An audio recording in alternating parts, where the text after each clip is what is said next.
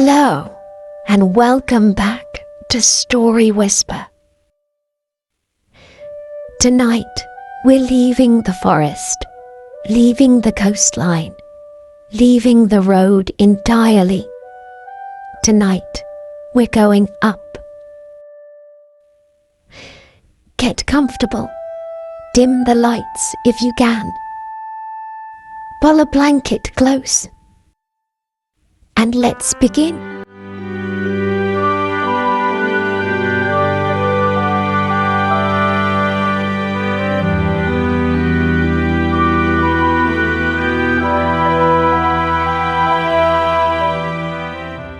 There is a place that doesn't sit on any cliff or any road. It drifts somewhere above the world, between ours.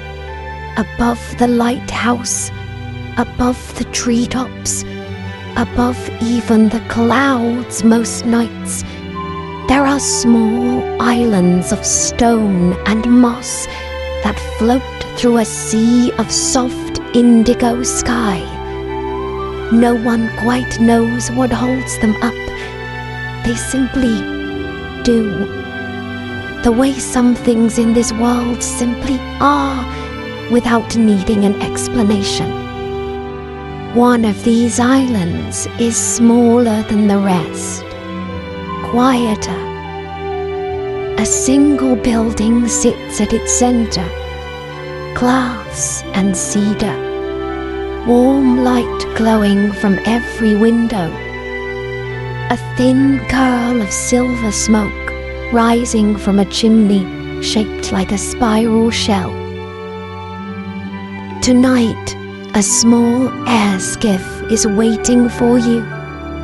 Silent, wooden, shaped something like a rowboat with wings instead of oars.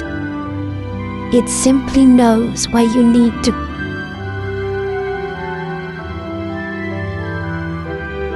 The skiff rises without a sound. No engine, no flapping of wings.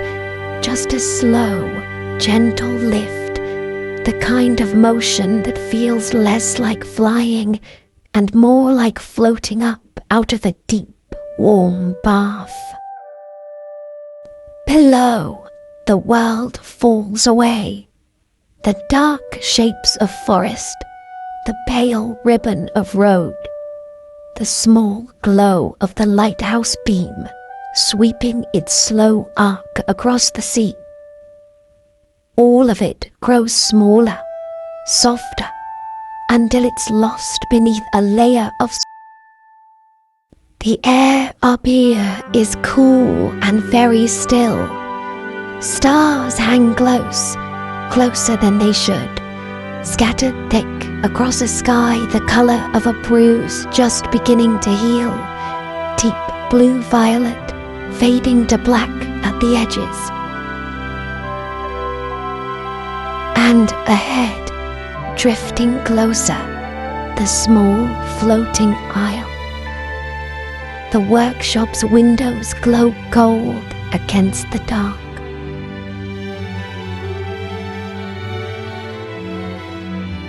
The skiff settles onto a narrow wooden dock at the island's edge, soft as a sigh. The moment your feet touch the dock, you hear it. A sound like wind moving through heartstrings, soft and shimmering, coming from somewhere along the island's curved edge. Aeolian harps, strung along low railings, catching the high air currents and turning them into music. Not a melody exactly, more a constant, gentle shimmer, rising and falling with the wind's own breath. The path to the workshop is short, lined with small lanterns that don't seem to burn anything at all, just soft, contained light floating an inch above each lantern's glass dish. door of the workshop is already opening.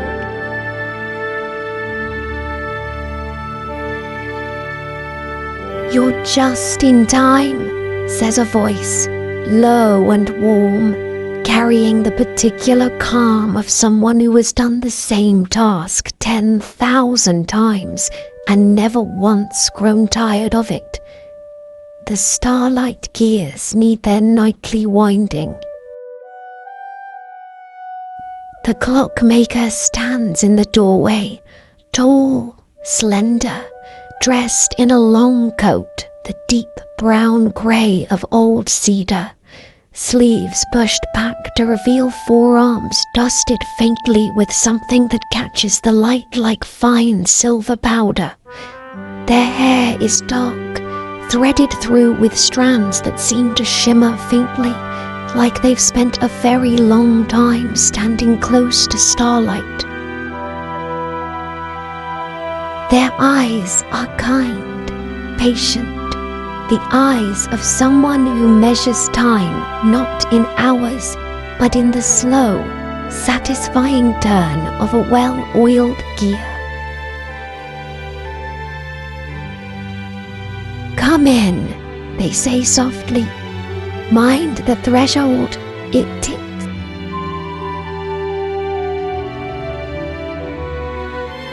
Inside, the workshop is everything the night sky promised and more.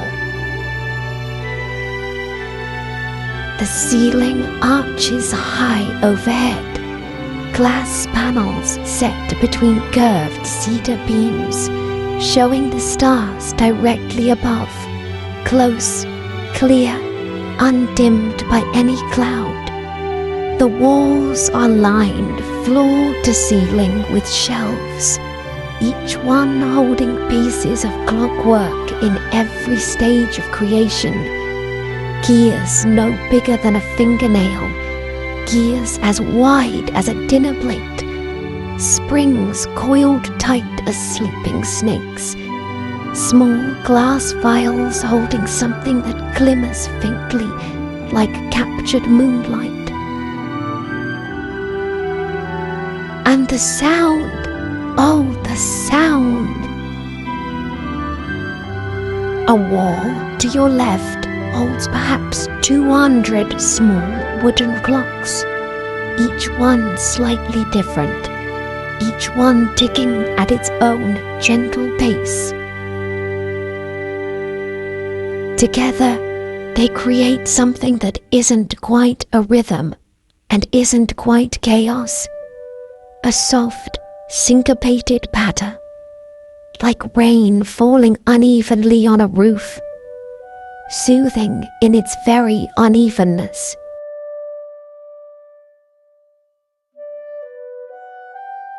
"The ticking wall," the clockmaker says, noticing your attention, a small smile touching their mouth.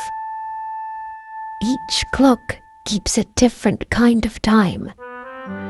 That one, they point to a small clock near the bottom, keeps the time it takes a kettle to boil. That one keeps the time between a held breath and a sigh of relief. That one, near the top, keeps the time it takes someone to fall asleep once they finally let themselves rest. They tilt their head, listening to the soft chorus of ticking. None of them agree with each other. That's rather the point. Time isn't really one single thing, is it? It's hundreds of small, different things, all happening at once.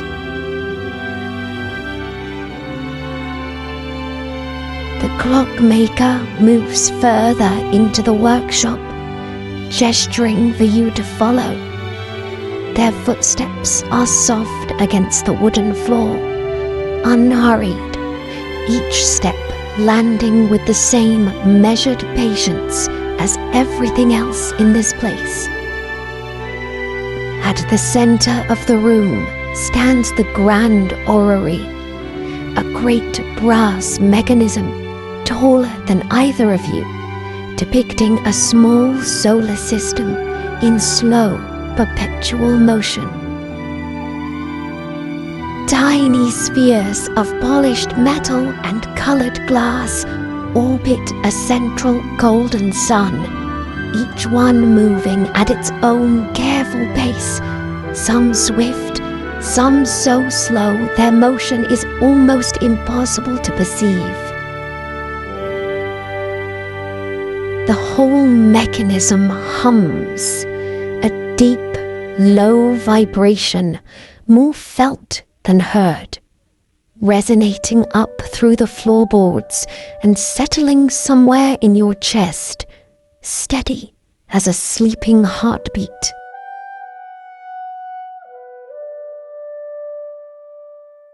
This one took the longest to build, the clockmaker says, running gentle fingers along the orrery's outer ring, where a small moon sphere swings past, trailing the faintest shimmer of silvery light. 60 years, give or take. You can't rush something that's meant to model the turning of worlds. It has to feel right, has to hum at exactly the right pitch.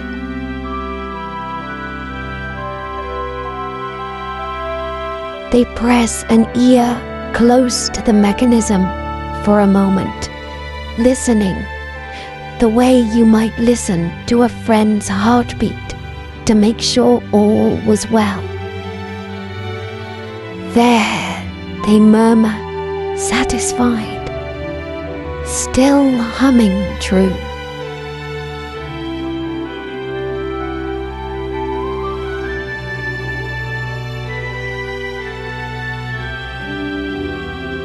The clockmaker moves to a long workbench near the window, where an array of tools lay neatly arranged.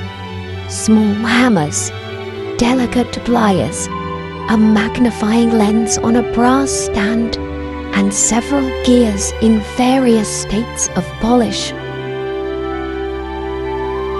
They settle onto a tall stool, select a small brass gear from a velvet-lined tray, and begin to work. A soft cloth in one hand, gently buffing the gear's surface until it catches the starlight and throws it back in small, scattered glints. Would you like to hear how I came to this work? They ask, not looking up from the gear, their voice settling into the easy rhythm of someone beginning a story they've told many times and never tired of telling.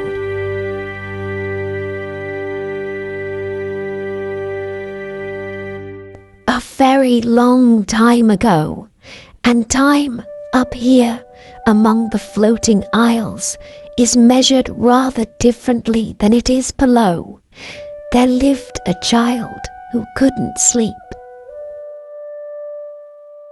Not for any particular reason.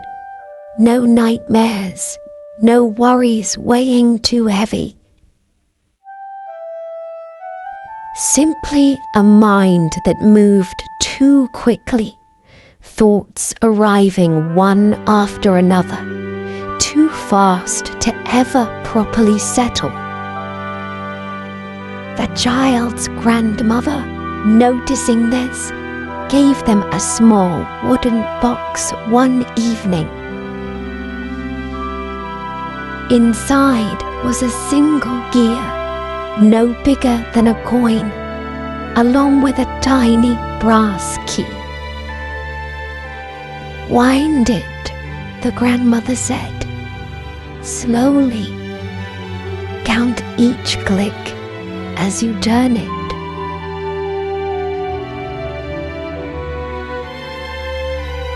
The child wound the small mechanism.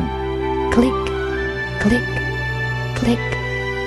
Each turn slow and deliberate, the way the grandmother had shown. inside the box, something began to hum very softly. A tiny pendulum, swinging back and forth, steady as a held breath. The child watched it swing, counted the clicks, felt their racing thoughts slow, just slightly, matching pace with the patient swing of the pendulum.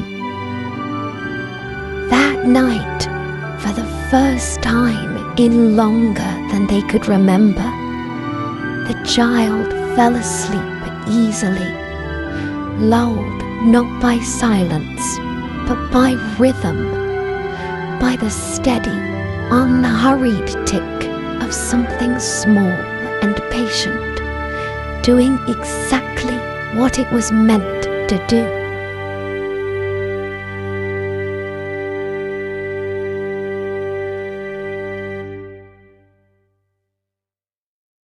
I never stopped loving that sound, the clockmaker says, setting down the polished gear and selecting another from the tray. The sound of something steady, something that doesn't rush, doesn't skip, doesn't worry about getting anywhere faster than it's meant to. They glance up, starlight catching in their dark eyes. I spent years learning this craft, apprenticed to an old clockmaker who lived in a workshop much like this one, smaller though, less ambitious.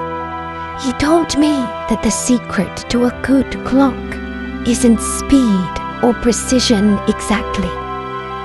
It's patience. A clock that's rushed will always feel wrong somehow, will always tick just a little too anxiously.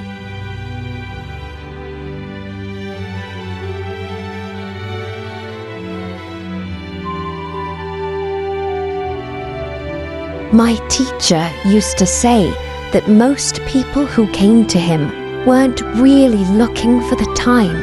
The clockmaker continues, working a small screwdriver into the gear's center with careful, unhurried precision. They were looking for permission to slow down. A clock ticking steadily nearby has a way of giving people that permission without anyone having to ask for it out loud.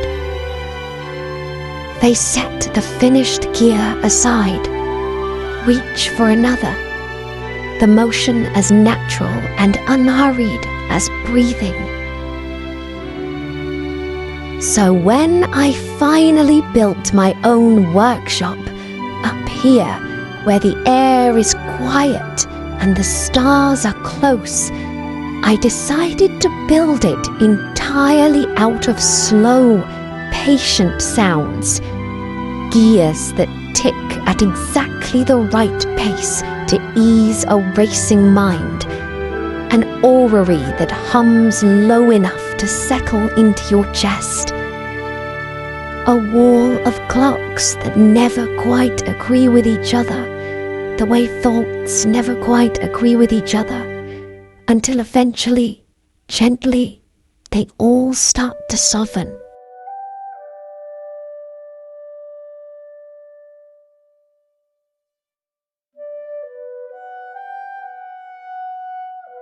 The clockmaker rises from the workbench, moving toward a tall cabinet near the back of the workshop.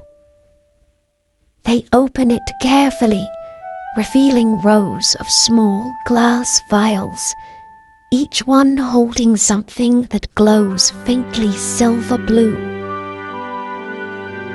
Frozen moonlight, they explain, lifting one vial gently into the light, gathered on the clearest nights when the moon hangs low enough to touch. I use it for the second hands on my finest clocks, gives them just the faintest glow in the dark.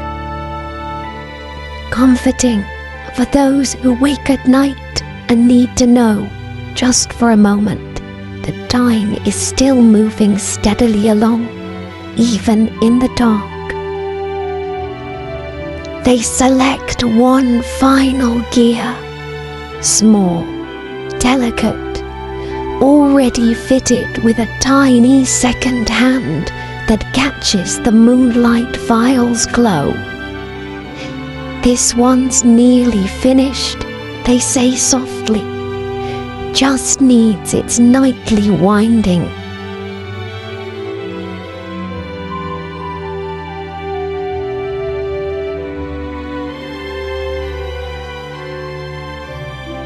They wind the small clock with careful, practiced movements. Click, click, click, the same patient rhythm the grandmother once taught a sleepless child, generations and worlds away. The clockmaker inside begins to swing, slow, steady, unhurried. The clockmaker holds it for a moment, listening, the way they listened to the orrery earlier, making sure the rhythm was exactly right. Satisfied, they set it gently on a shelf among dozens of others, all ticking, all slightly different, all somehow together, creating something deeply, wonderfully calm.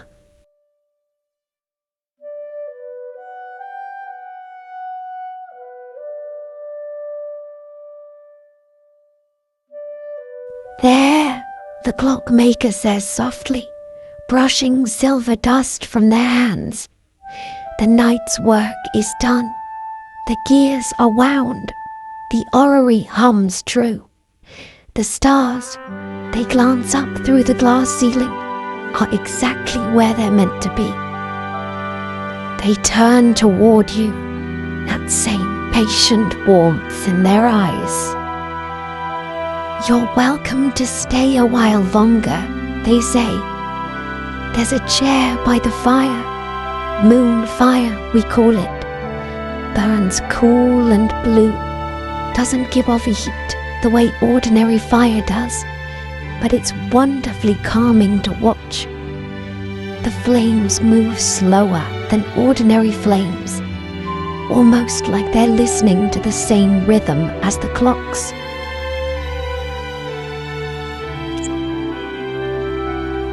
The chair by the fire is deep and plush, upholstered in dark blue velvet worn soft with age. The moon fire burns in the hearth nearby, pale blue flames moving with a strange, unhurried grace, casting soft, cool light across the workshop's many shelves and gears.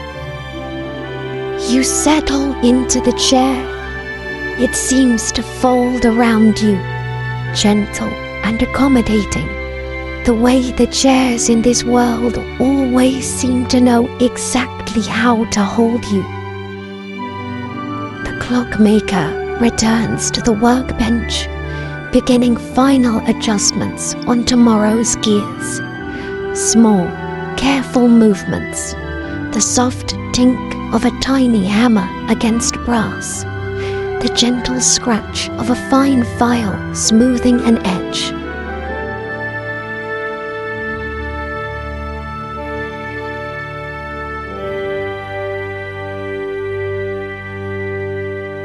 The sounds of the workshop settle into their own gentle rhythm around you. The ticking wall, soft and syncopated. The grand orrery, humming its low, steady bass note. The aeolian harps outside, catching the night wind in long, shimmering sighs. And beneath it all, the clockmaker's quiet work. Tink, scratch, the soft click of gears settling into place. Above, through the glass ceiling, The stars continue their own slow turning, patient and unhurried, exactly as they have for longer than anyone can properly measure.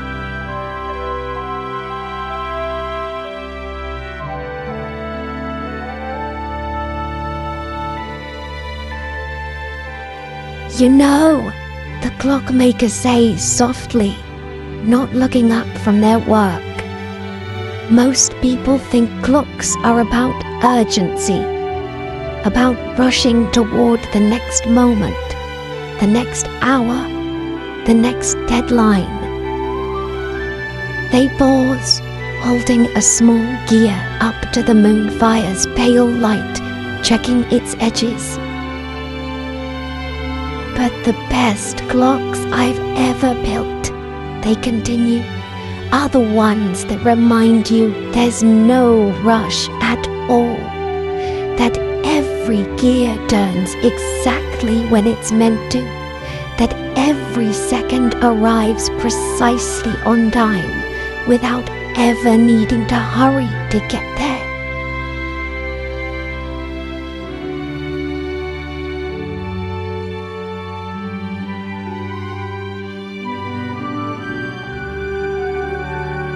The moon fire flickers, slow and blue, casting long, gentle shadows across the workshop floor. The orrery's tiny moon sphere completes another slow orbit, trailing its faint shimmer of light. The ticking wall continues its soft, uneven chorus.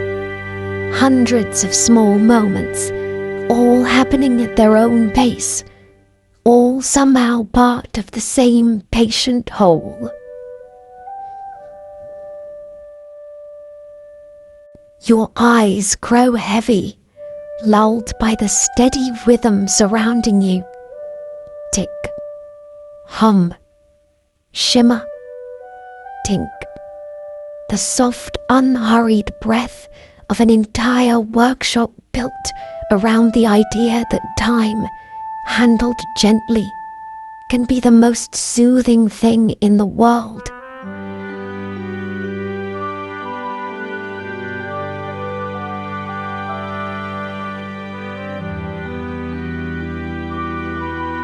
The clockmaker's voice drifts toward you, soft as the moon fire's glow.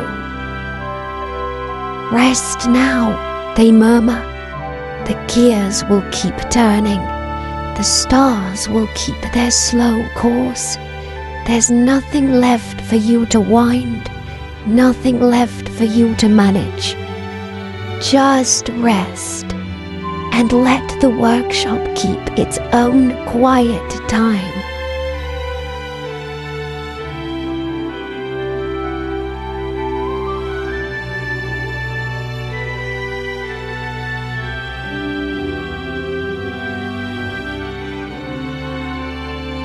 If you're still awake, that's all right. There's no rush here. Every second arrives exactly when it's meant to. And if you've drifted off already, well, that's all right too. The gears will keep turning gently through the night, and the stars will keep their slow, patient watch overhead. Good night. Sleep well. I'll see you next time on Story Whisper.